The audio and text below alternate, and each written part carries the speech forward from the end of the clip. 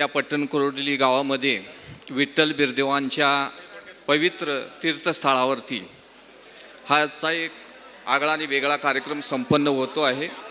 पशुवैद्यकीय पशुसंवर्धन आणि दुग्ध व्यवस्थापन सेवा संघाचे राज्याचे पितामह म्हणून ज्यांना पाहिलं जातं ते कर्मयोगी डॉक्टर नारायण रुक्मिणी विठ्ठल जोशी यांच्या वाढदिवसाचं एक औचित्य साधून या ठिकाणी सर्वांचा मेळावा ह्या ठिकाणी उपस्थित होतो आहे.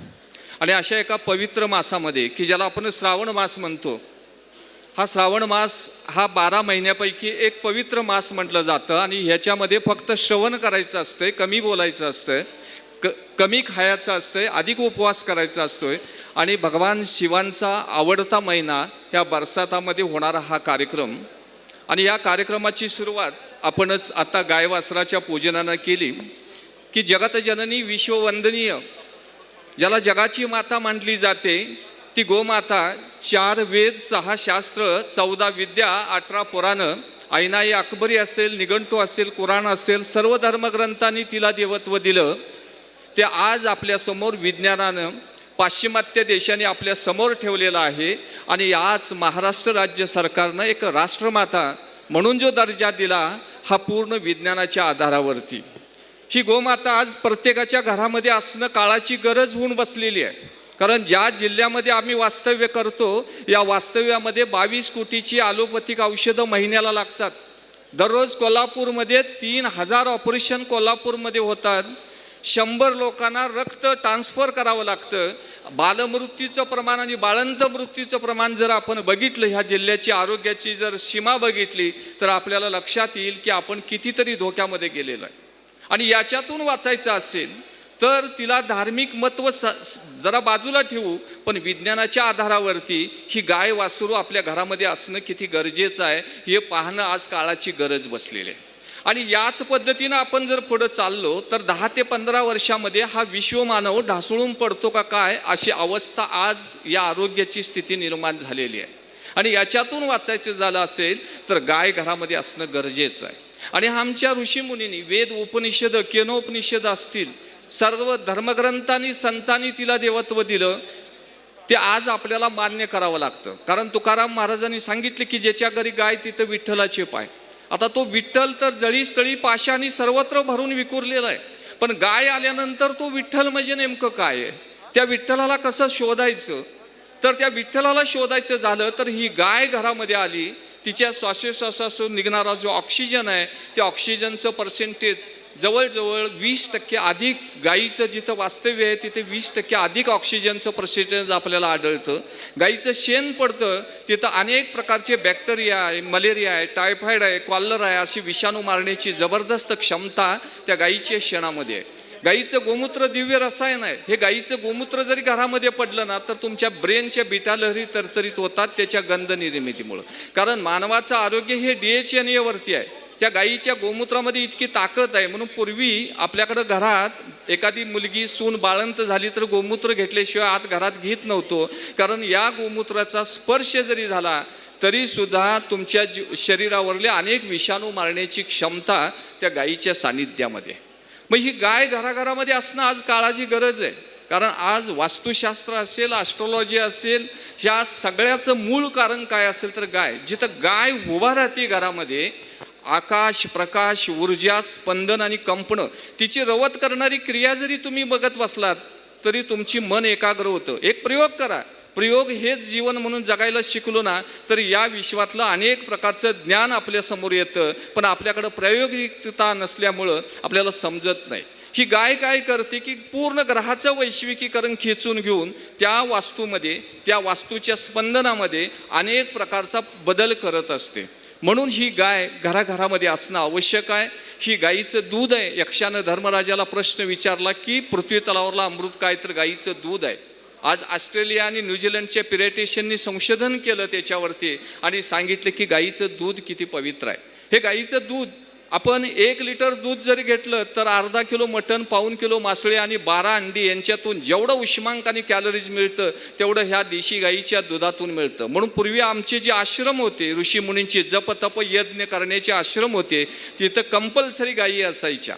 हे दूध काय करतं तर 10 मिनिटामध्ये, आज आपलं शरीर आहे हे शरीर नुसतं हात पाय व्यवस्थित आहे म्हणून शरीर नाही आहे. शरीरामध्ये तांबड्या पेशी आणि पांढऱ्या पेशी 65,000 अब्ज पेशींना इन्स्टंट 10 मिनिटात काय रसायन मिळत असेल तर ते गाईचं दूध मिळतं. आणि गाईचं दूध त्यांना इन्स्टंट मिळाल्यामुळं त्यांची हालचाल वाढते आणि हालचाल वाढल्यामुळे शरीराची ऊर्जा वाढते आणि ऊर्जा वाढली की रक्ताभिसरणाची क्रिया वाढते आणि रक्ताभिसरणाची क्रिया वाढली की कोलेस्ट्रॉलचं प्रमाण कमी होतं.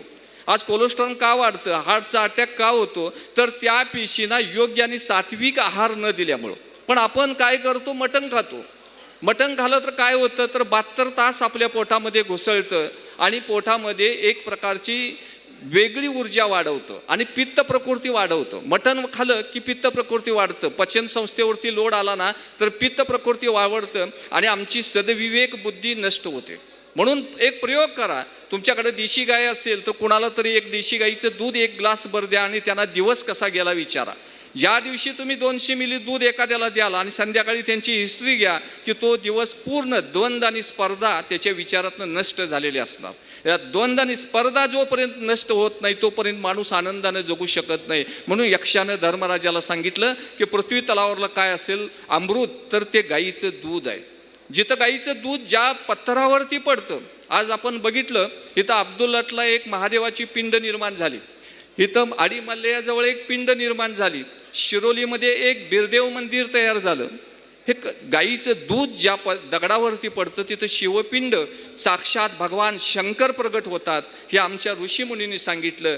ते दूध विज्ञानावरती सांगितलं नाही पण धार्मिक अधिष्ठानामध्ये बसवलं. पण आज तेच दूध आपण विज्ञानानं स्वीकारलं पाहिजे. हे गाईचं इतकं महत्त्व आहे, तिचं सानिध्य तर इतकं महत्त्व आहे की तिच्या पायाखालची माती तुकाराम महाराजांनी सांगितली की सृष्टीतील सर्व तीर्थक्षेत्रापेक्षा सर्वश्रेष्ठ विभूती कुठली असेल तर गायीच्या पायाखालची माती. ही गायीच्या पायाखालची माती तुम्ही आज्ञाचक्रावरती लावा, तुमचा दिवस कसा जातो बघा. भगवान श्रीकृष्ण एकदा लहान असताना गोशाळेतली माती खायचे म्हणून काही दासींनी यशोदा मातेकडे तक्रार केली आणि खरोखरच यशोदा मातेनं माती खात्याले भगवान श्रीकृष्ण भेटले. त्यावेळी त्यांनी जबडा उघडायला सांगितला तर अखंड विश्वाचं दर्शन त्या जबड्यामध्ये झालं. आणि आमच्या तुकाराम महाराजांनी सांगितलं की सर्व तीर्थक्षेत्रापेक्षा सर्वश्रेष्ठ विभूती कुठली असेल तर ते गायीच्या पायाखालची माती. जिथं गाय उभा राहते ना तिथं पाण्याची पातळी सुद्धा 20-30 फुटानं वरती येते. आज हे संशोधनावरती सांगितलं. म्हणून गोमय वस्ती लक्ष्मी, गोमूत्रामध्ये धन्वंतरी. गायीच्या गोमूत्रामध्ये जवळजवळ 16 आजार पूर्ण बरे करण्याची क्षमता गायीच्या गोमूत्रामध्ये आहे. हे गायीचं गोमूत्र सकाळी घेतलं ना, आज काय झालंय, आपण पिझ्झा बर्गर कोबी मंचुरी 65 हॉटेलचं खाणं. आज इथं आलेल्यापैकी 40% लोकांना बद्धकोष्ठतेचा त्रास आहे. आणि हा बद्धकोष्ठतेचा त्रास ह्या सगळ्या विकाराची जननी कोण असेल तर बद्धकोष्ठता. कारण आज जे खातो ते उद्या सकाळी बाहेर पडलंच पाहिजे, हा निसर्गाचा नियम आहे. आणि असं न झाल्यामुळं शरीराची अतिरिक्त हीट वाढायला लागली, उष्णता वाढायला लागली, तोंड यायला लागलं, शुगर वाढायला लागली, पॅन्थरीज ग्रंथी काम करणं झाल्या. हे कारण काय असेल तर बद्धकोष्ठता. पण गाईचं गोमूत्र 25 ml सकाळी घ्या, तुम्हाला 10-20 मिनिटामध्ये इतका कोठा खळखळून साफ होईल. जोपर्यंत आपली आतडी स्वच्छ नाही तोपर्यंत आपल्याला आनंद मिळत नाही. आणि ते करण्याचं काम गाईचं गोमूत्र प्रभावीपणे काम करतं. कॅन्सरसारख्या पेशंटला सुद्धा त्याच्यामुळं अनेक प्रकारचे रिझल्ट आले. हे गाईचं गोमूत्र आहे, गाईचं शेण आहे, याचा वापर आपण शेतीमध्ये सुद्धा करणं गरजेचं आहे. कारण पिकाला लागणारी जी 16 अन्नद्रव्य आहेत, आता नत्र, स्फुरद आणि पालाश हे सांगितलं. रासायनिक खतामध्ये एक लेबिक नावाच्या शास्त्रज्ञानं संशोधन केलं. एक गव्हाची पिंडी जाळली आणि त्याचं अनालिसिस केलं, 3 घटक निघाले. त्याला नत्र, स्फुरद आणि पालाश म्हणून सांगितलं आणि ते आपल्याला द्यायला सांगितले. पण आज त्याचे गंभीर परिणाम किती झाले विज्ञानानं.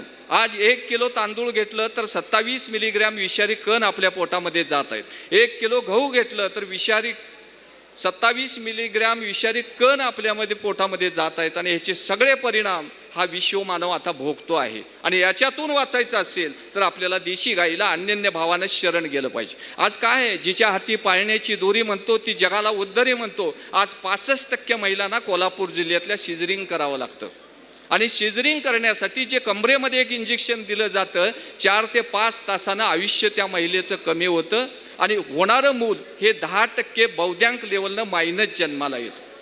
आणि याच्यातून वाचायचं असेल तर आज या ठिकाणी मी तुम्हाला ग्वाही देतो की तुम्ही गाईचं दूध 200 मिली, 2 चमचे तूप आणि 2 खजूर सकाळ संध्याकाळी द्या. जर शिजरिंग करायचा खर्च आला तर अरुण पाटील तुम्हाला कुठल्याही परिस्थितीत दिल्याशिवाय राहणार नाही. हा माझा अनुभव आहे 30 वर्षाचा. या गाईच्या सानिध्यामध्ये 30 वर्ष प्रयोग म्हणून मी जीवन जगणारा एक माणूस आहे.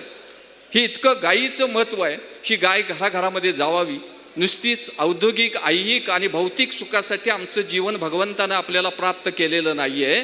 या निसर्गाशी सुसंवाद साधून आनंदी जीवन जगण्यासाठीच भगवंतांचं प्रयोजन आहे.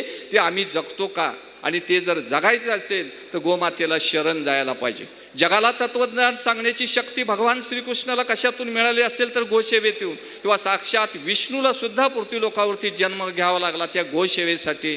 आणि ही गोसेवा आपण सर्वजण या ठिकाणी ज्या जीवदया, प्रत्येक प्राणीमात्राशी जीवदया करणारा एक आज समाजातला एक उत्कृष्ट घटक म्हणून तुमच्याकडं बघितलं जातं. याच्यातूनच आपण घराघरामध्ये आरोग्य सांभाळण्यासाठी सुद्धा देशी गाईच्या दररोज 10 मिनटं देशी गाईसाठी द्या. महत्त्वाची 4 कामं सोडा, पण एक वेळ 10 मिनटं देशी गाईसाठी द्या. त्याचं पुण्यप्रद किती आपल्याला मिळतं हे तुम्हाला अनुभवायला सुद्धा मिळेल. म्हणून ही गाय घराघरामध्ये जावावी. घराघरामध्ये संस्कार, स्वावलंबन आणि त्याच्यातून सत्वशील बालकं निर्माण व्हावीत आणि या भारतीय संस्कृती आणि जगाच्या स्थानी गुरुस्थानी मानावी. याच्यासाठीच हा अट्टहास मी आपल्यासमोर मांडत आहे.